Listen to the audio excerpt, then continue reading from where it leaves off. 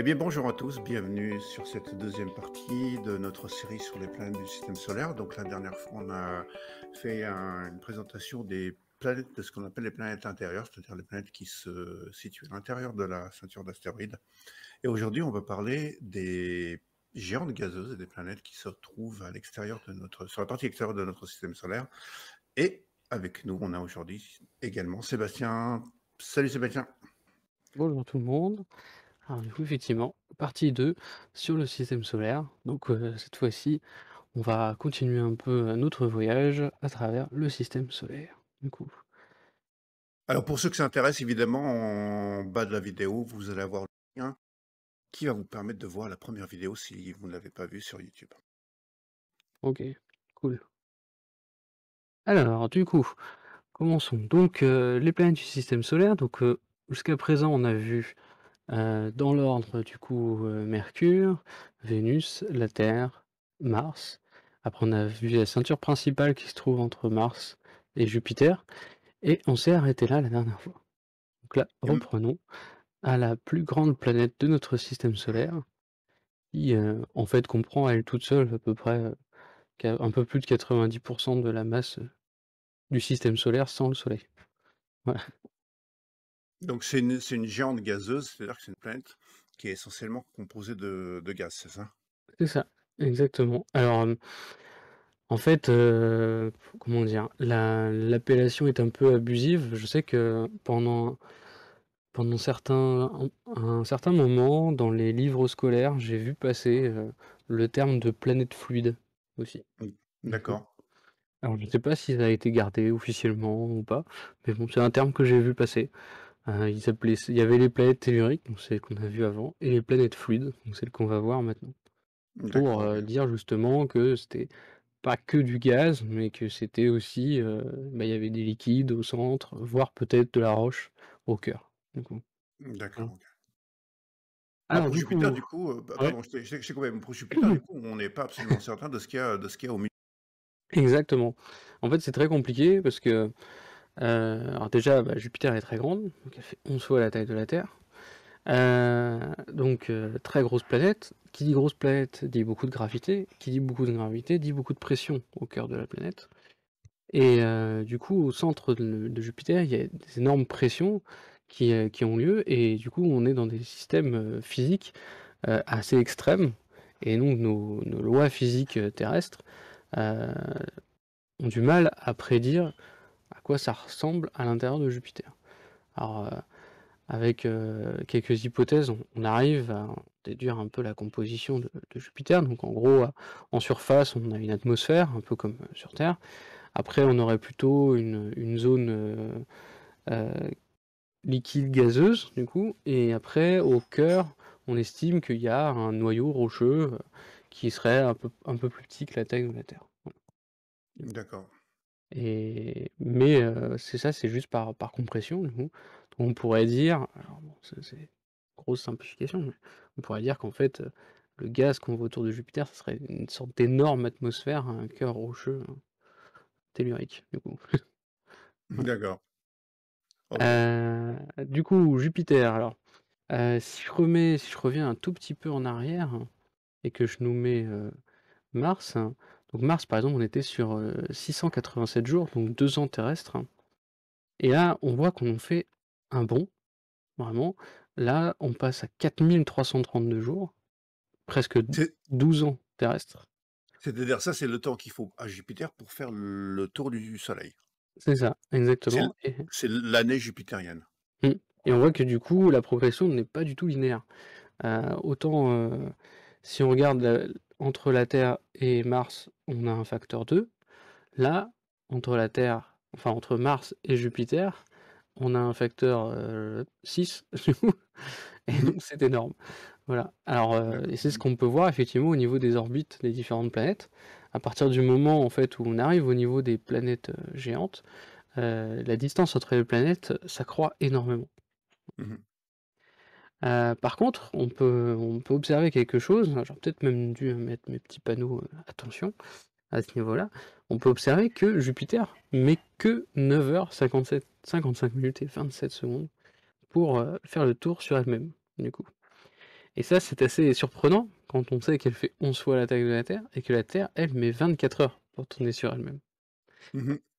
Du coup, elle tourne vraiment très très vite sur elle-même. Alors après, au niveau des températures, là, on va pas définir une température moyenne de surface, vu qu'il n'y a pas vraiment de surface. On va définir du coup une température à une certaine pression. Donc la pression va correspondre à une certaine profondeur dans la planète. Donc 100 kPa, c'est à peu près, enfin, c'est assez proche de la surface de la planète. Et donc on estime que la température est de moins 161°C. Voilà. Donc là, on est vraiment sur quelque chose de très froid, donc on peut pas du tout avoir de l'eau liquide à ce niveau-là, sauf si on augmente la pression. Parce que du coup, l'eau liquide peut rester liquide si on augmente la pression, même si on Mmh. descend en température. Voilà. Tout à fait. Après, en termes de composition, là, on se rapproche vraiment de la composition du Soleil. Autant avant, les compositions n'étaient pas du tout identiques, hein. Je fais un petit tour rapide sur Mars, hein. Au niveau de l'atmosphère, on était sur du CO2, de l'argon, de l'azote, et au niveau de la roche, en gros sur de la silice, du fer, ce genre de choses. Et donc pas du tout proche de la composition du Soleil. Par contre, Jupiter, on est sur une base principalement d'hydrogène, comme le Soleil, avec un peu d'hélium et des traces d'autres composants. Donc Mmh. CH4, c'est le Mmh. méthane, H2O, c'est l'eau, du coup c'est de la vapeur d'eau. NH3, c'est de l'ammoniac qu'on va trouver sur Jupiter, du coup. Et tout ça, c'est 0,2% concrètement. Et après, il y a plein de traces d'autres éléments. Voilà. D'accord. Donc, on estime qu'au centre de Jupiter, il y a aussi du fer, des silicates, enfin des silicates, du silicium, du coup. Euh, voilà, tout ce qu'on va trouver un peu à la surface de la Terre, donc, du coup, mais qui va se retrouver plutôt au centre de Jupiter, mais Mmh. très très comprimé. Alors Ah on ouais. dit quelquefois que Jupiter est une étoile ratée. Est-ce que c'est vrai? Si oui, pourquoi? Alors c'est un peu exagéré en fait. On estime que si elle aurait fait à peu près, alors je crois que dans les dernières estimations que j'ai vues passer, c'est à peu près 10 fois la taille qu'elle fait maintenant. Mmh. Donc il y a pas assez de masse, hein, concrètement, si on prend toutes les planètes, du système solaire, qu'on les met dans Jupiter, il y a pas assez de masse, hein. Mmh. Donc c'est pour ça que la c'est pour ça que c'est un peu abusé de dire, c'est une étoile à rater Que parce c'est que une étoile ratée, d'accord. parce que concrètement, même si on prendrait toute la masse qui reste, il n'y en aurait pas assez.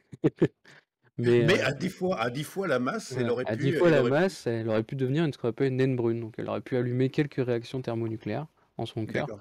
et pouvoir commencer à émettre de la lumière, et produire sa propre lumière et avoir un semblant d'entretien, thermonucléaire, de fusion, du coup thermonucléaire Mmh mh. en son centre.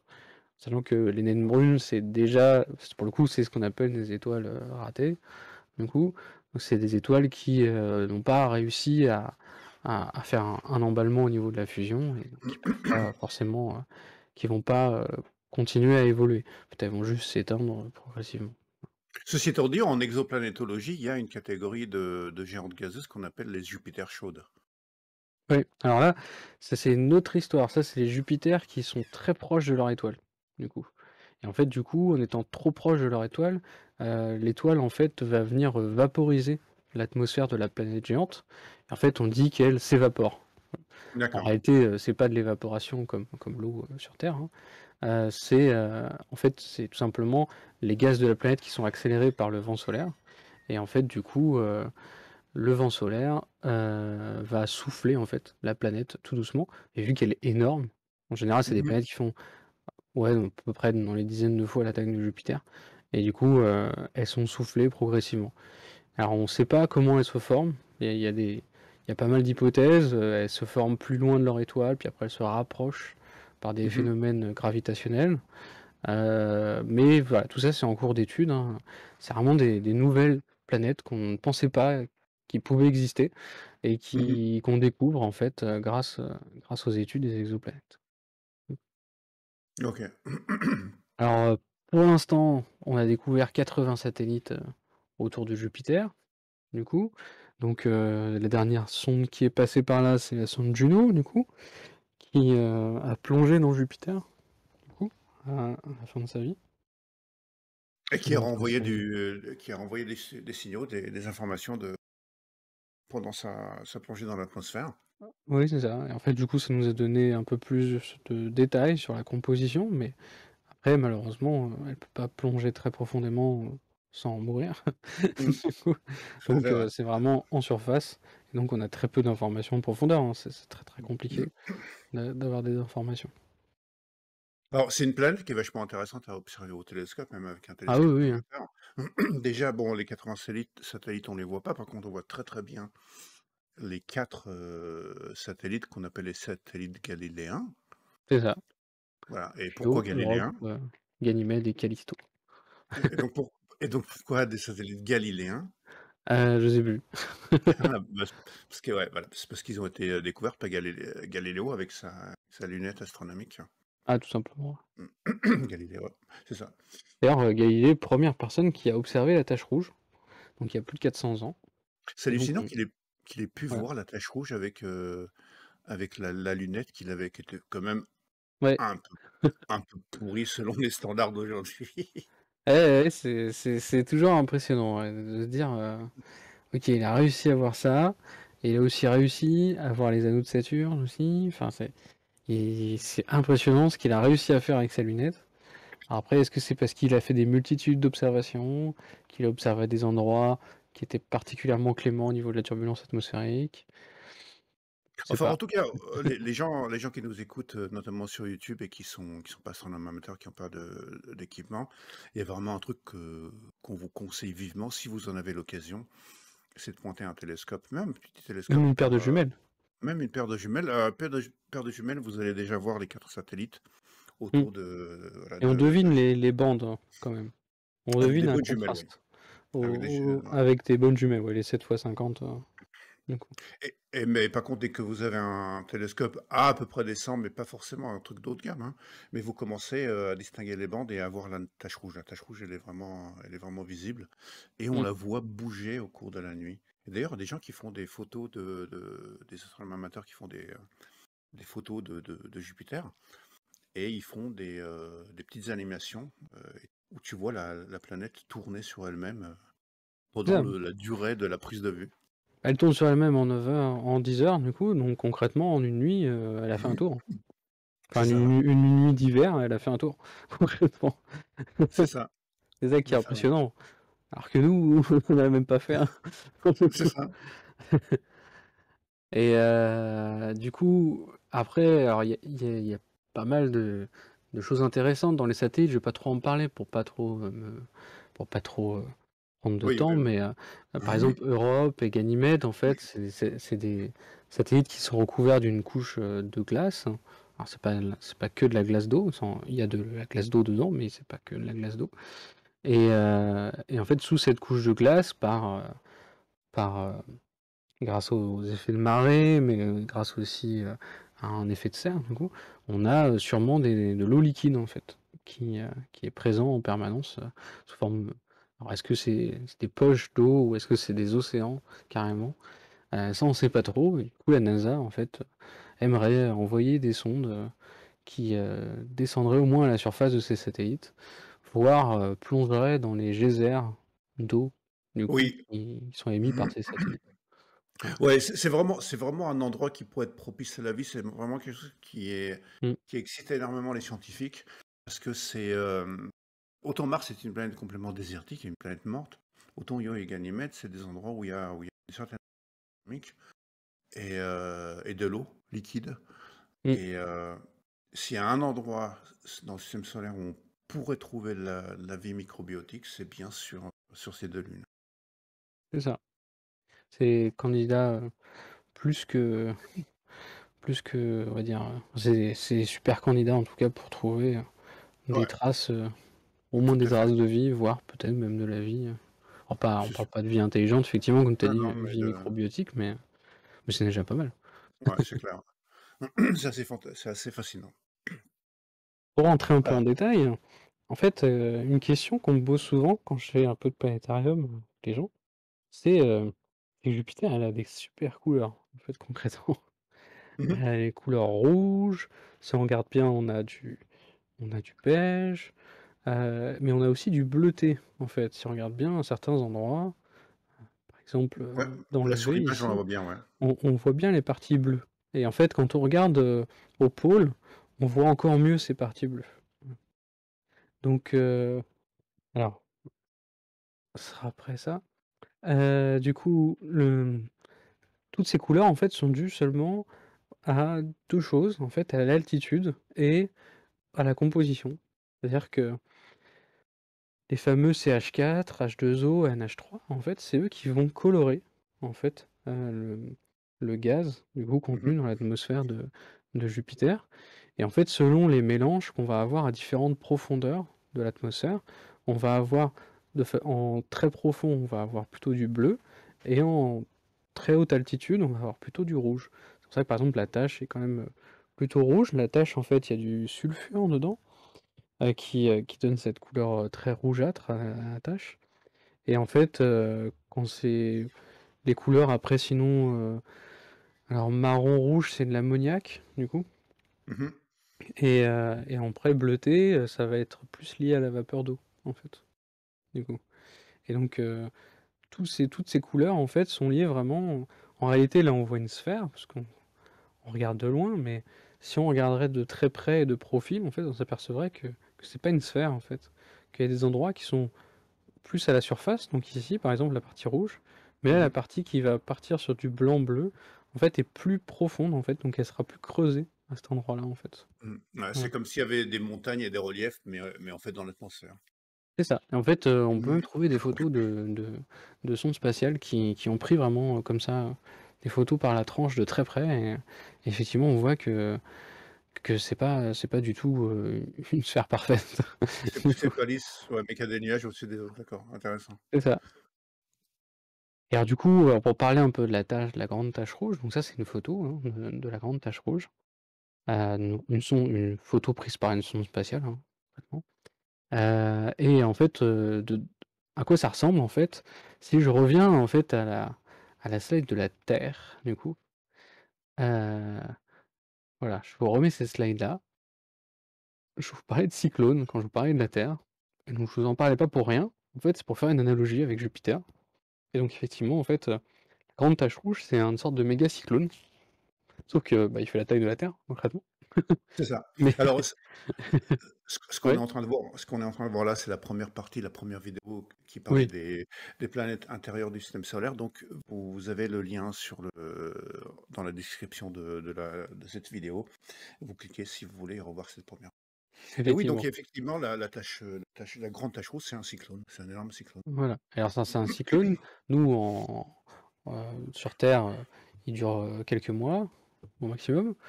Heu, sur Jupiter, on sait qu'elle est là depuis au moins 400 ans. Voilà. Donc alors C'est- pourquoi on dit au moins 400 ans? Parce que, bah, le premier qui l'a observé, c'est Ganymède et Ganymède, non, Galilée.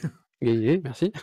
C'est Galilée du coup qui l'a observé en premier et c'était il y a plus de 400 ans, voilà et depuis, bah, on l'observe tout le temps du coup, mais on sait pas quand est-ce qu'elle va se finir, on sait pas quand est-ce qu'elle a commencé et les modèles, de météo qu'on a actuellement sur Terre sont pas capables d'expliquer, la formation de ce genre de structure dans l'atmosphère de Jupiter. Voilà Hmm. et un petit truc, à savoir, c'est que alors là, retenez bien cette image, je vais retourner sur Jupiter du coup. Hop, hop, voilà. En fait, on se sert des modèles météo, terrestres pour essayer d'expliquer, les mouvements atmosphériques, de Jupiter. Et inversement, en essayant d'expliquer les mouvements atmosphériques de Jupiter, on va essayer des d'en déduire plus de choses sur nos modèles météo terrestres. En fait, on va tester nos modèles météo terrestres sur des conditions extrêmes, du coup, comme Jupiter Ouais, par exemple, pour essayer de voir si ça colle. Voilà c'est ça, ouais. et Alors c'est marrant parce ça a du que mal. il y a ouais, mais c'est marrant parce que c'est vraiment une branche. Moi, tout à l'heure, je parlais des Jupiter chaudes parce que j'ai un pote qui est, bah, dont c'est le métier, en fait. Il est astrophysicien et il travaille sur la D'accord. météo, sur l'atmosphère, les mêmes modélisations atmosphériques des Jupiter chaudes et ce sont des modélisations mathématiques, c'est vachement intéressant. Ouais, ouais, tu m'étonnes. Et, et voilà, en tout cas, bah, c'est toute cette branche hein, comme ça où on compare la Terre aux autres planètes. En fait, on appelle ça la planétologie comparée. Du coup. Donc le but, c'est de mieux comprendre la Terre en étudiant les autres planètes du système solaire et de mieux comprendre les planètes du système solaire en étudiant, Mm. en se servant de ce qu'on a étudié sur Terre. Voilà. Et du coup, grâce à ça, bah, on peut en déduire un peu pourquoi, par exemple, sur Jupiter, on a des bandes comme ça. En fait, c'est tout simplement dû à la rotation de la planète. Donc, si vous vous rappelez de la partie 1, j'ai dit que sur Terre, il y avait, alors, par demi-sphère, du coup, il y avait 3 bandes atmosphériques qui créent du coup ce qu'on appelle les jet streams sur Terre, donc les Mhm. courants de haute altitude, et qui vont créer les vents aussi, les vents d'est, les vents d'ouest en basse altitude. Et donc c'est des cellules où en fait à certains endroits du coup l'air a tendance à plutôt monter, à d'autres endroits l'air a plutôt tendance à descendre. Donc on va avoir des zones très secs au niveau de l'air qui monte sur Terre et des zones très, très humides, d'autres endroits où l'air a tendance à plutôt descendre. Voilà. Mm. Et effectivement c'est ce qu'on voit au niveau du désert du Sahara, on a la cellule qui monte en fait. Et au niveau de l'Angleterre, je sais plus si c'est la même cellule ou pas, bref, mais on a plutôt quelque chose qui descend, donc en fait on a une zone qui est quand même plutôt humide, et donc c'est pour Mm. ça qu'effectivement il y a souvent beaucoup de nuages à cet endroit. Et, euh, et donc le nombre de ces cellules en fait est proportionnel à la vitesse de rotation de la planète. Du coup, Jupiter tournant très très vite sur elle-même, elle a énormément de cellules atmosphériques, et c'est pour ça qu'en fait on a énormément de bandes à la surface de Jupiter. Bah, vu il y a tellement de choses dans l'atmosphère de Jupiter tellement de gaz qui sont visibles à l'œil nu, donc du coup on voit ces bandes qu'on verrait sur Terre si on remplissait la Terre de l'atmosphère terrestre de fumée, comme on est à peu près en train de le faire tous les jours. C'est ça. Voilà, par rapport à Jupiter, alors il y a sûrement plein d'autres choses à dire, Ouais. entre autres qu'on va envoyer une nouvelle mission bientôt, ça s'appelle JUICE du coup, qui va arriver potentiellement autour de Jupiter, qui étudiera beaucoup mieux Jupiter que la précédente sonde, et qui va nous permettre sûrement de découvrir des nouveaux satellites, des nouvelles choses sur l'atmosphère de Jupiter, remettre en cause la structure interne de Jupiter, etc., etc. Voilà. D'accord. Grâce à ces sondes, on peut en apprendre énormément. D'accord. La sonde JUICE, et tu sais quand est-ce qu'elle va arriver? Quand est-ce que... Alors, je sais plus, je crois qu'elle est pas partie, mais je sais plus. Je sais plus si elle est partie ou pas. Je crois que Oui, c'était pas, je crois qu'elle a été justement impactée avec les conditions actuelles oui, avec du spatial. la rupture, la collaboration spatiale avec la Russie. Alors je vois Oui, qu'elle je doit, crois elle qu'elle devait est être lancée. impactée, hein. Elle devait être lancée en août 2023. Enfin, c'est pas parce que je suis en ma science, mais c'est parce que juste que j'ai affiché la page Wikipédia. Donc, D'accord, mais elle a été lancée ou pas du coup? non, non, bah non, elle Non. était programmée pour être lancée en août 2023. Donc pour Ouais, l'instant, voilà. on sait pas, Et c'est on sait par pas une encore. Soyouz, il me semble, justement. Non, c'est pas une Soyuz, Non? c'est Ariane 5 le lanceur. D'accord. Ok. Bah, du coup, ce sera peut-être plutôt Ariane 6, mais Oui, ça va un peu évoluer. voilà. Bon. Mais bon, elle va partir, hein. C'est une sonde, c'est une grosse sonde, hein. Alors c'est une sonde qu'on peut comparer à la sonde Cassini qui était autour de Saturne, justement. Hmm. Voilà. Alors, Alors, je et vous ben mets voilà, une Saturne. petite photo intéressante. Donc ça, c'est pas Saturne, c'est Jupiter. Mais Mais, écoute, mais en tout cas, alors là, les couleurs ont été un peu exagérées sur cette photo. Donc c'est une photo prise par une sonde, hein, du coup. mhm. Mais on voit bien le côté bleu, du coup, et le côté plutôt jaune, voire rougeâtre au niveau. Alors là, ici, c'est l'équateur. En fait, là, Ouais, on est au-dessus de Jupiter. Et en on fait, est sur le ici, pôle là, ouais. voilà, c'est plutôt les pôles. Hmm. Voilà. D'accord, ok. Alors, Et donc, Saturne. passons à la suivante. Saturne. Ça tourne. Tourne, voilà. Alors là aussi, on est dans le cadre d'une chambre gazeuse. Exactement. Donc, Mais, Saturne ressemble beaucoup à Jupiter, hein. Elle est aussi très grande, plus petite quand même. Donc, on est entre 9 à 10 fois la taille de la Terre.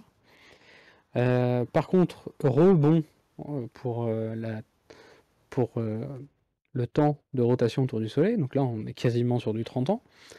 Par contre, on est toujours sur une rotation très rapide, 10 mhm. heures, du coup 33 minutes. Bon, bien sûr, on s'éloigne du Soleil, donc bah là, on diminue en température, donc moins 189 degrés Celsius. On pourrait limite parler en degrés Kelvin hein, à ce niveau-là, parce que là, on se rapproche tout doucement du zéro absolu. Bon, il reste encore plus de 90 degrés, quand même, Mm. à peu près. Mais tout doucement, on s'en rapproche. Alors, du coup, en termes de composition, bon, on est quand même assez proche. Hein. On a hydrogène, hélium, du coup, pareil, du méthane, de la vapeur d'eau, de l'ammoniac aussi. Sauf que du coup, du fait qu'elle est plus petite, les couches atmosphériques ne s'imbriquent pas de la même façon, et du coup, on ne va pas retrouver les mêmes mélanges, en fait, d'éléments, et donc on va pas retrouver les mêmes couleurs, tout simplement. Voilà. Mhm. La grande différence au niveau de la surface, c'est pour ça qu'on voit pas très bien les bandes atmosphériques. On voit qu'elles sont là, on voit quand même qu'il y a des bandes, hein, Mhm. mais en tout cas, elles sont pas très bien visibles. D'accord. Alors, pour l'instant, 82 satellites découverts. Alors on se dit, ah, bah, du coup, Saturne elle a plus de satellites que, Jupiter? que Jupiter. En fait, c'est même pas 82, c'est 82 majeurs. Et après, on trouve 150 mineurs. Donc 150 mineurs, en gros, c'est des cailloux. En gros. C'est des cailloux qui ont été capturés, des gros cailloux type astéroïdes, en fait, qui ont été D'accord. capturés et qui tournent autour de Saturne. Donc on peut appeler ça officiellement, du coup, un satellite, vu que c'est un objet qui tourne autour d'une planète, Mhm. mais c'est vraiment des tout petits satellites. Voilà. Et donc ça en fait énormément, et en fait tout simplement parce qu'en fait on a envoyé une sonde qui s'appelle la sonde Cassini, qui a du coup étudié énormément Saturne et qui a découvert énormément de nouveaux satellites. Donc quand on enverra une sonde sur Jupiter, bah naturellement on aura plus de satellites du coup. Mm. Ce qui est tout à fait normal. Alors, j'en viens à l'élément le plus marquant de Saturne, Ouais. parce que pour l'instant, je suis totalement éclipsé. Ah, C'est les anneaux. c'est les anneaux, les fameux anneaux. Et sacrés anneaux, hein, concrètement. Ouais. Et en fait, Jupiter, j'en ai pas parlé, mais Jupiter aussi a des anneaux. Mais par contre, ils sont très fins et très peu visibles par rapport à Saturne. Oui, d'ailleurs, on les voit jamais. Je veux dire, je me rappelle d'avoir eu une photo de Jupiter, même fait avec des instruments professionnels, sur lesquels on verrait des anneaux. On n'a Non, jamais vu. en général, c'est plutôt, il me semble, des photos plutôt infrarouges, dans mes souvenirs. Pour pouvoir les voir bien. Et puis surtout, les photos que vous trouverez sur internet où on voit Jupiter et ses anneaux, c'est des photos truquées entre guillemets, au sens où on a fait des pauses beaucoup plus importantes en termes de temps pour pouvoir faire apparaître les anneaux par rapport à la planète. Et D'accord. c'est pas quelque chose qui est accessible à des télescopes amateurs, et même les télescopes professionnels euh, ont énormément de mal à les voir concrètement. Ouais, tout à fait. Alors, contrairement à ceux aux anneaux de Vraiment aux zones Saturne Saturne, qu'on voit qui avec une sont paire de jumelles. voilà, Enfin, déjà qu'on on la voit devine avec une, ouais, avec une paire de une paire jumelles. voilà. Et par contre, au télescope, on les voit On les très voit très bien. très bien. Avec un télescope qui a un diamètre ou un objectif assez grand, on voit la fameuse séparation entre les anneaux qu'on voit ici sur la photo. Donc on voit bien qu'il y a une C'est séparation ça. entre les anneaux, qu'on appelle la division de Cassini. Et ça, c'est quelque chose qu'on arrive à voir au télescope. Au télescope Exactement. d'astronome amateur, je parle, hein, et pas Oui, forcément quelque chose, pas forcément des télescopes haut de gamme. C'est vraiment des télescopes qu'on peut trouver en club d'astronomie ou qu'on peut avoir chez soi. exactement. Et puis même, faut pas hésiter, si vous arrivez pas la première fois, à retenter votre chance un autre jour, parce que l'atmosphère brouillant notre image, des fois l'atmosphère brouille moins l'image et ça arrive qu'on voit mieux certains soirs que d'autres. Voilà. Ouais, Il faut à pas cause se des décourager. turbulences, voilà, à cause des turbulences. Alors moi, je vois là, il y a un truc Mmh. qui me frappe un peu sur ta diapo, là, sur la vidéo. Ouais, Il y a des anneaux de 3 à 4 mètres d'épaisseur. c'est ça. En fait, Sérieux? l'épaisseur des anneaux, en fait, c'est entre 3 et 4 mètres. Alors, c'est une estimation que j'ai vue, alors j'ai vu jusqu'à 10 mètres, voire une centaine de mètres pour vraiment les endroits un peu particuliers, mais c'est vraiment très très fin. Voilà. Mais je veux dire, même si c'est une centaine de mètres, mais c'est des lames de rasoir, en fait, par rapport Oui, à la planète. alors j'ai fait un petit calcul avant. Pour vous donner un aperçu, si on fait un rapport entre la taille d'une feuille de papier, donc j'ai Mhm, pris 30 centimètres, une feuille A4, et mhm, l'épaisseur d'une feuille de papier qui est de 60 micromètres, mhm. on a un ratio de 5000. Donc ça veut dire que la feuille est 5000 fois plus fine qu'elle n'est large. Voilà. D'accord. Et si je fais le même ratio sur Saturne, on a des anneaux qui sont 2 500 000 fois plus larges que fin. Képé. Enfin, C'est qu'épais. hallucinant. C'est hallucinant. C'est Voilà. même On a plus, un on n'est rapport de plus. 500. Je parlais de lame de rasoir, c'est même plus une lame de rasoir à ce niveau-là. C'est Voilà, hallucinant comment. c'est ça. Si on prendrait une feuille de papier et qu'on la mettrait à la taille des anneaux de Saturne, donc on agrandirait toutes ces épaisseurs, et ben les anneaux de Saturne seraient 500 fois plus fins que la feuille de papier. Voilà. C'est hallucinant. Et alors du coup, les anneaux, qu'est-ce que tu peux nous dire là sur les anneaux? C'est fait. Quoi, il y a quoi dans Alors les anneaux, en fait, c'est quelque chose d'un peu particulier. Donc, j'ai fait une petite slide qui leur est dédiée, du coup, parce qu'il faut qu'on en parle un peu plus en détail. Alors les anneaux, déjà, c'est bizarre. Pourquoi Saturne a des anneaux? Pourquoi les autres en ont pas? Déjà, Oui, mais effectivement, c'est une voilà. bonne question. Déjà, ça c'est bizarre. Concrètement, la Terre, enfin la proto-Terre s'est pris une proto-Lune, plus ou moins, ou une proto-autre planète. Enfin, les deux planètes se sont percutées les unes les autres, ça a donné la Lune et la Terre. Et concrètement, à un moment donné, la Terre a eu des anneaux. Parce que les roches qui ont été éjectées autour de cet assemblage de protoplanètes, Mhm, c'était des cailloux, des poussières qui se sont mis à orbiter autour de la planète, qui après se sont réaccrétés et ont donné la Lune. Avant de se réaccréter, donc avant de se repackager pour donner la Lune, il y avait un ensemble de débris autour de la planète Terre, et donc la planète Terre avait des anneaux mhm. potentiels. Ça, il n'existe plus, hein, sinon on le verrait. Ouais, ouais, c'est clair. Voilà. Par contre, Saturne, elle les a gardés. Alors que Saturne, plus ou moins, elle a été créée à peu près en même temps que la Terre. Mhm. À l'échelle de nous, c'est en même temps. Ouais, c'est ça, Voilà. à l'échelle d'une vie humaine, effectivement. Voilà. Donc pourquoi? Qu'est-ce qui s'est passé? Qu'est-ce qui s'est pas passé? Et voilà. En fait, les anneaux, ils ont deux destinées. Soit les poussières sont trop loin, elles vont être éjectées de la planète et partir dans le système solaire, du coup. Soit elles Mhm, sont trop proches de la planète et là, elles vont tomber sur la planète avec le temps. Voilà. Avec les effets de marée, avec plein de choses, du coup. Plein d'effets gravitationnels qui vont faire que petit à petit elles vont perdre de l'altitude et elles vont tomber sur la planète. Donc mhm. ça c'est le phénomène normal. Donc c'est comme ça que les anneaux ils vont disparaître. Ou alors ils vont être accrétés en des cailloux un peu plus gros qui vont donner des lunes autour de enfin des satellites autour de la planète. Qui Voilà. vont s'assembler les uns avec les autres, avec la gravitation, et ça. Exactement. Et en fait ce qu'on observe, alors ça c'est quelque chose de très récent, qu'on a observé grâce à la sonde Cassini, qui alors pour info, quand elle est arrivée sur Saturne, elle a dû traverser les anneaux. Mhm, Parce que c'était sa façon d'arriver en termes d'orbitaux, il n'y avait pas trop le choix. mhm, Et elle devait passer à travers les anneaux. Et donc elle a mis son antenne devant, elle s'est retournée, elle a mis son antenne devant, et elle a éteint ses sous-systèmes, et elle est passée. Et après, les scientifiques avaient comme espoir de la rallumer, donc elle s'est rallumée sans souci, elle a pas eu de dommages. Donc il y a pas eu de collision. voilà, donc ça montre un peu le fait que Mhm, c'est pas non plus, si vous allez dans les anneaux, concrètement, les roches sont pas collées les unes aux autres. Voilà. mhm, Là, on les voit aussi lumineux aussi, c'est parce que c'est beaucoup de glace, du coup, dedans, donc mhm, ça a un albédo, donc une réflexion de la lumière importante. Et donc mhm, c'est aussi pour ça qu'on les voit aussi bien.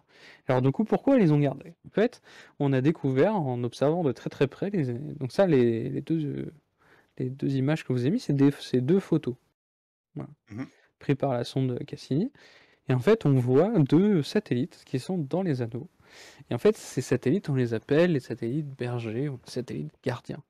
En fait, pourquoi? Parce qu'en fait, leur rôle, c'est par pur hasard, hein. Ils se sont retrouvés dans les anneaux, et en fait, par des phénomènes gravitationnels plutôt, mhm. en fait, ils vont garder les anneaux euh, aux endroits où ils se trouvent. Et en fait, ils vont du coup repousser les poussières en passant à côté d'eux pour les empêcher de tomber sur Saturne et ou les empêcher d'aller dans l'espace. Voilà.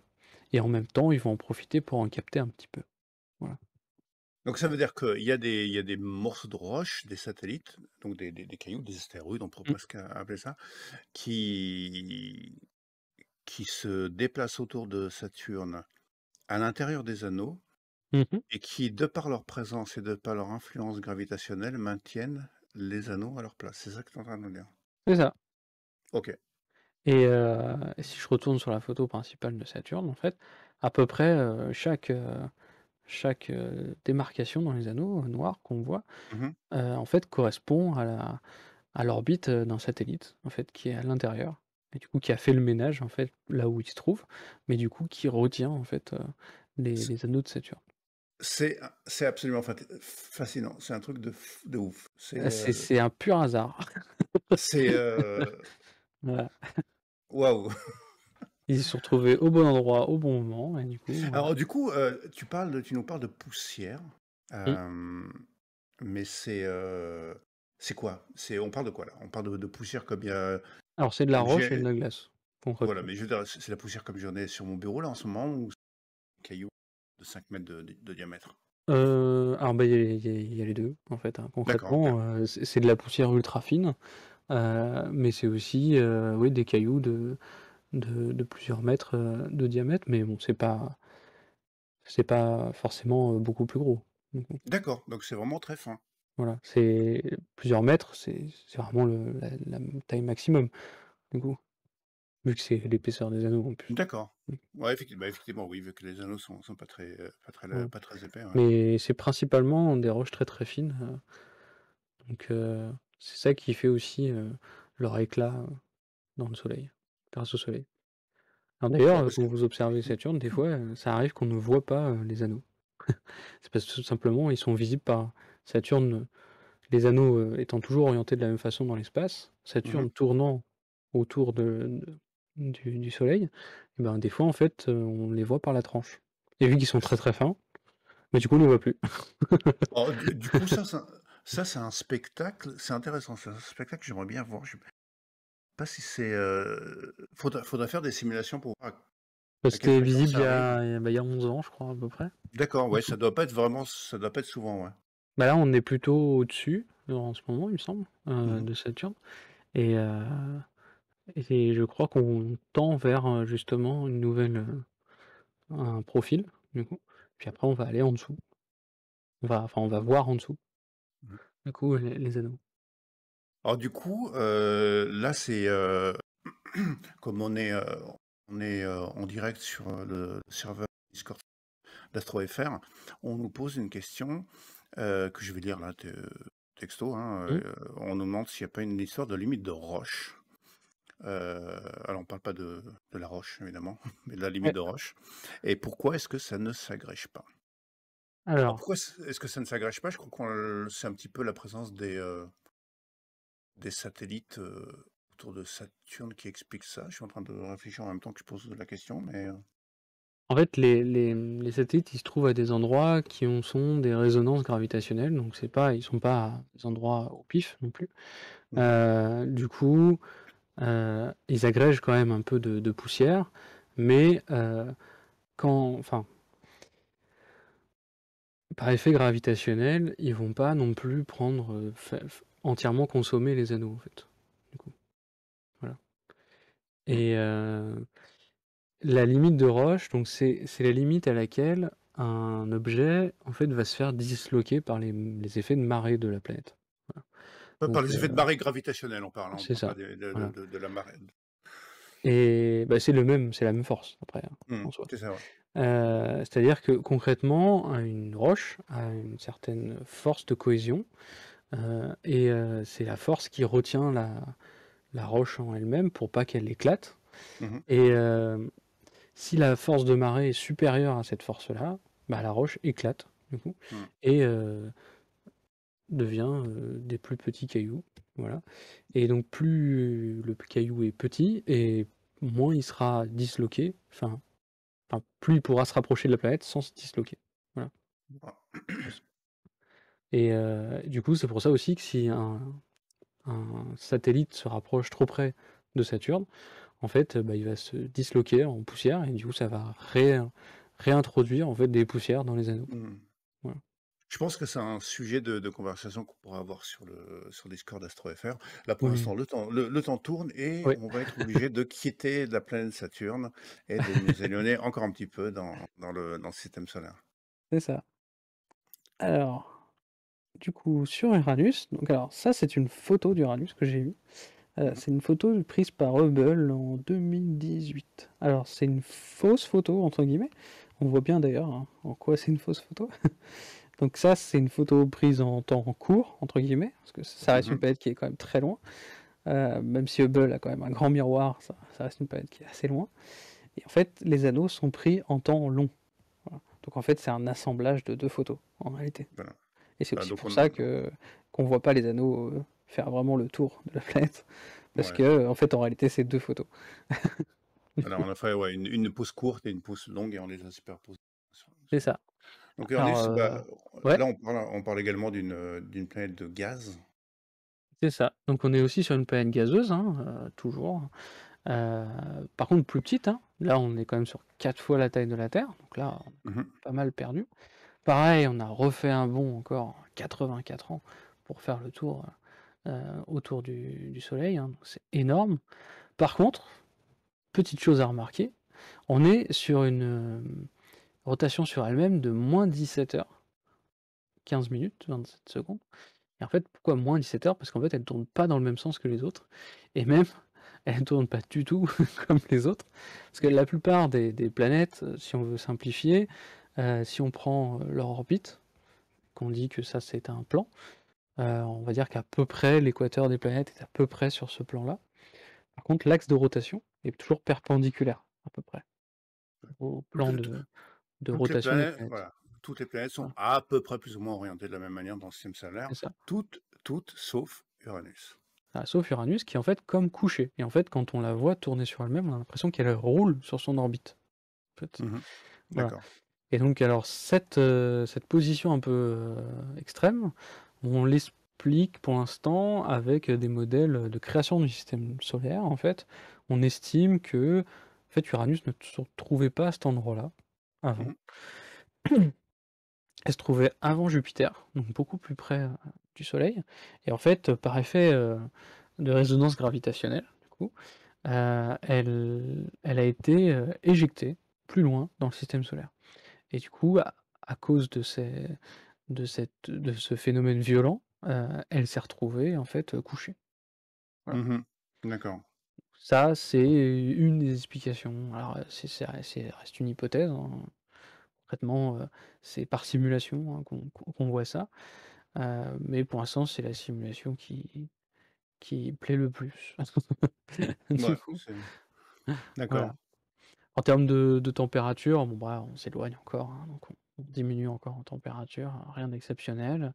On est sur une composition assez proche, hein, du Soleil et des 2 autres, planètes. Par contre, chose à mentionner, tout à l'heure, j'ai mis CH4, on était, de l'ordre de 0,1-0,2. Mmh. Là, le CH4, donc là je l'ai mis en toutes lettres, méthane, là on est sur du 2,3. Et en fait, c'est ce qui explique la couleur d'Uranus. En fait, le méthane, c'est un gaz à effet de serre qu'on connaît très bien sur Terre. Et donc, comme tous les gaz à effet de serre, il a tendance à énormément absorber les infrarouges. Et du coup, très peu le bleu. Mmh. Donc en fait, c'est un gaz qui va absorber énormément le rouge, mais pas beaucoup le bleu. Donc ça va te D'accord. donner une planète bleue. Voilà, D'accord, tout OK. simplement. Voilà. D'accord. Et Parce que, d'ailleurs, on peut. Ouais, oui, parce que, bon, toutes les planètes du système solaire, fondamentalement, lorsqu'elles les observent, elles sont éclairées par le soleil. Donc on les mm, observe éclairées par le soleil. Le soleil émet une lumière exactement. uniforme. Alors, c'est sûr que si on a une planète qui est bleue, ça veut dire qu'elle absorbe, tout ce qui est pas bleu. Exactement. Voilà. Et du coup, on n'est pas du tout sur les mêmes couleurs hein, que Jupiter. C'est aussi lié à la température hein, de la planète. Vu qu'on s'éloigne, les températures ne sont plus les mêmes, donc les couleurs aussi Mmh. vont modifier. Et le mélange n'étant pas exactement le même. Et comme je vous ai dit, vu qu'il est lié la couleur est liée surtout aux traces qu'on trouve dans la planète. aux traces de certains éléments qui ont vraiment coloré énormément la planète. Mmh. En fait, c'est pas H2 et c'est pas le dihydrogène et c'est pas l'hélium qui va colorer, en fait, la planète, en Mmh. réalité. C'est surtout les autres éléments, en réalité, Ouais, qui sont, en fait, sous forme de traces, mais ça suffit. Voilà. tout à fait, ouais. Et on voit Tout bien à fait. ça, sur terre, hein, souvent, quand on veut colorer une boisson ou un truc comme ça, on met quelques gouttes de colorant, alors qu'on a 2 litres de boisson C'est ça, et ouais, ces tout à fait. quelques gouttes suffisent en général à faire une couleur très très vive. Voilà. Mmh. Bah, c'est le même principe. Voilà. D'accord. OK, donc ça, on a donc voilà, Uranus, 27 satellites pour l'instant, donc c'est pareil, on n'a Ouais, pas voilà, encore c'est pour l'instant, travaillé hein, tous les satellites et on concrètement, a pour l'instant, il y a qu'une seule mission, hein, qui est passée à côté. voilà et on a des anneaux. Uranus, on peut l'avoir au télescope, mais au télescope d'astronome amateur, mais en gros, ce qu'on va Mais on voir, c'est verra une pas de tache, détails. on D'accord. verra pas de détails, on verra absolument pas les anneaux et Non. on va voir, voilà, un point bleu. Oui, c'est C'est ça, c'est voilà, un point bleu ciel. Ça se voit bien, la couleur se voit bien par contre. d'accord, c'est Du bien. coup, Alors, c'est assez agréable. on va juste voilà, Ouais. on Alors accélère et on Neptune passe à Neptune. Neptune à peu près la même taille. Bon pareil, hein, là je leur fais pas un rebond de temps autour du soleil, hein, 160,86 ans, ça sert plus à rien de compter en jours. Mmh. Rotation rapide aussi, c'est 16 heures, moins rapide que Jupiter quand même, donc on a moins de bandes atmosphériques. Alors déjà la planète est moins grande, hein, de base, mais aussi, vu qu'elle tourne quand même moins vite, il y a moins de bandes. Par contre, elle a aussi une grosse tache, Mmh. on la voit d'ailleurs sur cette photo. Donc ça, c'est une photo de la sonde Voyager qui est passée à côté. Et donc, cette tache-là, en fait, c'est, pareil, un peu comme Jupiter, c'est aussi, un cyclone, du coup, qui continue, son chemin. Alors, on sait pas trop, malheureusement, c'est très difficile à observer, hein, Mmh. donc on connaît pas bien l'évolution des différentes tempêtes à la surface, de Neptune. Ce qu'on voit surtout, c'est que le bleu est plus intense. Alors, là, j'ai pas trouvé énormément d'explications sur pourquoi le bleu est plus intense sur Neptune que sur Uranus. J'ai vu Non, comme quoi apparemment ça serait plus épais donc d'accord. Bon après, c'est une photo qui a été prise par une sonde également, oui qui aussi, était à ouais. côté donc Mais concrètement Neptune est quand même beaucoup plus bleu, le bleu est plus mmh. profond, plus sombre du coup que Uranus et ça se voit même au télescope. Concrètement, on a un bleu qui est beaucoup plus sombre, du coup. D'accord. Si on Ah, il fait fait un très froid. spectre, en général, ça se voit bien. Alors Il oui, fait bah, on continue à il à fait très, très diminuer. froid. Là, la diminution est très légère, hein. On voit même qu'Uranus est légèrement plus Mmh. froide que Neptune, mais bon, on parle de degrés, donc Mmh. c'est c'est pas énorme. D'ailleurs, les anneaux, alors je sais plus si c'est les anneaux de Neptune ou d'Uranus, qui s'appellent liberté, fraternité, égalité. D'accord. Je sais OK. plus. Je te laisse chercher à côté sur Wikipédia Oui, effectivement, et nous confirmer parce que ça c'est intéressant. On va faire nos alors, chauvins. anneau Neptune. Du coup, c'est des anneaux qui ont été découverts par des Français qui les ont nommés du coup. Oui, Et d'ailleurs, alors, il y a eu un quatrième de découvert. Du coup, mmh. je sais plus si c'est Neptune ou Uranus et qui a un autre nom en rapport avec les trois autres. D'accord, OK. Bon, bah, pour l'instant, bah, je suis en train de regarder sur Wikipédia, D'accord. je trouve pas Bah, je vraiment continue du coup. ouais. Alors, pourquoi on dit pas grand-chose, hein, sur Uranus et Neptune? C'est pas qu'on veut aller vite, alors il y a aussi parce qu'on veut aller un peu plus vite, mais c'est parce que, bah, concrètement, on les connaît très mal. La seule sonde qui est passée par là, c'est Voyager et le seul télescope avec lequel on peut vraiment commencer à observer, la on va dire la haute atmosphère de ces planètes, c'est Hubble parce que du coup, lui, il est pas soumis à la turbulence atmosphérique et donc on n'a Mmh. pas besoin de corriger, ce genre de choses, donc voilà. Heu, donc grâce à la sonde Voyager qui est du coup passée à côté des planètes, extérieures, donc Neptune et Uranus entre autres, on a pu avoir des superbes photos de ces planètes Donc avec c'est un petit peu de Neptune, voilà, c'est c'est Neptune Neptune, qui OK. a des anneaux, qui s'appellent, Les Liberté, anneaux de Égalité. Neptune, voilà. Alors, d'ailleurs je crois que depuis qu'on l'a découverte, elle a fait un seul tour autour du soleil, il me semble, Neptune. Voilà, donc ça donne un aperçu de temps qu'elle met pourtant. Alors Voilà. là, et donc là, on a un mal-aimé du Ouais, Pluton. c'est ça. Là, c'est la petite planète que j'ai mis avec un smiley sur la présentation de départ. Ah, c'est la petite planète. Planète naine, du coup. Donc là, on ne parle plus de planète, hein. Euh, c'est une planète naine. Alors, planète naine, je rappelle, c'est une planète qui n'a pas fait le ménage sur son orbite, donc qui a encore des corps qui sont à peu près de sa taille sur son orbite. Euh, et en plus de ça, concrètement, là, on est vraiment très très loin, donc 247 ans pour faire le tour du Soleil. On voit qu'on n'est pas. La différence avec Neptune n'est pas non plus énorme, en fait. Mhm. On n'a pas pris encore un bond. Parce qu'en fait, on n'est pas très loin de Neptune, concrètement, au niveau de Pluton. Et surtout, Pluton, contrairement à toutes les autres planètes que je vous ai présentées, sauf Mercure, qui n'est pas exactement un cercle, mais la plupart Mhm. des autres planètes ont une orbite circulaire, alors que Pluton n'a pas du tout une orbite circulaire. Une orbite Mhm. elliptique, donc ça veut dire que sa distance avec le Soleil varie au cours de son orbite. Mhm. Et donc, planète naine qui possède 5 satellites. Alors, comment on sait tous ces satellites? C'est quand même impressionnant de savoir ça sur une planète qui est aussi loin. Bah, tout simplement parce Mhm. qu'il y a une sonde qui est passée par là, qui s'appelle New Mhm. Horizon, qui a pris cette superbe photo qu'on peut voir. Donc ça, c'est une vraie photo de Pluton, alors avec des couleurs interprétées, hein, toujours pareil. Alors, Ouais. ils ont essayé de calquer ça sur les couleurs qu'on pourrait potentiellement voir à l'œil. Alors déjà, on verra pas grand-chose parce qu'on est tellement loin du Soleil qu'elle est très peu éclairée, la planète. Donc Mhm. si même on prenait un homme, on le mettait à cet endroit-là, qu'on arrivait à la faire survivre, il aurait du mal à voir ça. Oui, parce qu'on Voilà. est vraiment dans le noir Voilà. l'espace. Ouais, Là, on est dans le noir profond là, à ce alors, niveau-là. le soleil est une étoile brillante au loin, mais Ouais, c'est vraiment un tout petit point voilà. dans le ciel de Pluton. Alors, la principe, c'est quasiment que de la glace hein, à la surface, la glace et de la roche. À certains endroits, la glace en fait se vaporise quand elle est au soleil. Voilà. Mais Mhm. du coup, Pluton tourne très lentement sur elle-même. Et surtout, tourne pas dans le même sens que les autres planètes du Mhm. système solaire. D'accord. Donc pareil, on est Alors, plus froid, hein. Ça, c'est normal. Et on est 5 fois plus petit que la Terre, ça je l'ai pas dit. Donc on est vraiment sur quelque chose d'assez petit, hein. donc, dans la première partie dans la première vidéo Mhm. de cette série, on a parlé de la différence entre de ce qui faisait une planète. Donc, on va pas la redire ici.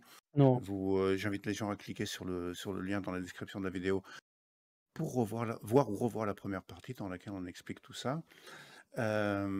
Également, bah, si vous appréciez les vidéos d'AstroFR, bah, n'hésitez pas à appuyer sur le bouton vous abonner et à nous mettre un petit like et même un petit commentaire si vous avez des questions, si vous voulez nous faire un petit coucou.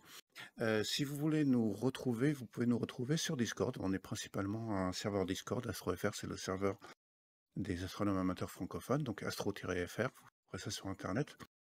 Et vous retrouverez Sébastien qui est là sur le serveur et vous pourrez poser des questions. Je suis en train de faire quasiment de boucler. Je pense qu'on a fini. Je presque. suis en train de réfléchir. Est-ce qu'on a quelque chose après Pluton? Là, je suis en train de me demander qu'est-ce qu'il y On a a quelques petits après? trucs, mais bon, malheureusement on connaît pas Hmm. grand-chose, donc ça sera surtout une présentation pour que vous soyez un peu au courant de ce qui se passe. Je Juste suis un bonne. petit truc que j'ai noté dans mes commentaires, c'est que cette photo-là, la sonde est passée à 13,7 km par seconde. Du coup, quand elle est passée, et donc elle est vraiment passée très très vite. Pour vous donner un aperçu, c'est euh, c'est à peu près 3 fois plus rapide que la station ISS autour de la Terre, qui est déjà très rapide. Voilà. Ah oui, effectivement. Ouais. Elle est vraiment passée très très vite. Donc là, c'est ce que je vous expliquais, hein. Ça, c'est l'orbite en rouge, c'est l'orbite de Pluton. Et en noir, c'est l'orbite de toutes les autres planètes du système solaire. Donc on voit vraiment que ça n'a rien à voir. Voilà. Effectivement, oui. Elle est très très excentrique. Ouais. C'est vraiment, elle est très excentrique et surtout, elle n'est pas sur le même plan. Hmm. Voilà. Donc, des fois, elle est Alors, vraiment très proche de Neptune et des fois, elle est très loin de Neptune, Pluton. effectivement. Alors voilà, donc en tout cas, merci Sébastien pour cette présentation. Je peux te dire déjà le sujet de la prochaine présentation que même toi tu ne sais pas, mais parce que je suis en train de regarder le chat sur le Discord AstroFR et Les gens ont déjà décidé de quoi tu allais parler la prochaine fois et tu nous parleras des exoplanètes. Ah, bah justement, Voilà. Donc voilà, j'avais ça deux fera trois petits slides, mais voilà. voilà, là, ce sera pour la partie 3. Bah, Bah, ce tu sera vois, pas moi voilà. qui en parlera. Ce sera pas toi qui en parlera. Normalement, je vais essayer de faire venir un ami qui travaille sur les exoplanètes. Et ben voilà, donc la prochaine fois, Voilà. ce sera avec plaisir qu'on le recevra. En tout cas, à tous, merci de nous avoir suivis. Donc, si vous avez apprécié la vidéo, n'hésitez pas de nous mettre un petit like, de nous mettre un petit commentaire et ou de vous abonner. Vous nous retrouverez bien entendu sur le serveur Discord astro-fr, qui est un serveur d'astronomie amateur. Si vous avez plein de questions, si vous avez un télescope, si vous envisagez d'en acheter un, si vous avez absolument pas du tout envie d'acheter un télescope, mais que vous vous intéressez à l'astronomie, bah, vous pouvez toujours venir nous voir, nous faire un Voilà. petit coucou. Et puis, bah, on se retrouvera la prochaine fois. La date sera précisée ultérieurement. Cliquez sur la description de la vidéo pour avoir la vidéo précédente et également pour avoir toutes les autres vidéos. Merci Sébastien, merci à tous ceux qui nous ont suivis et on se retrouvera la prochaine.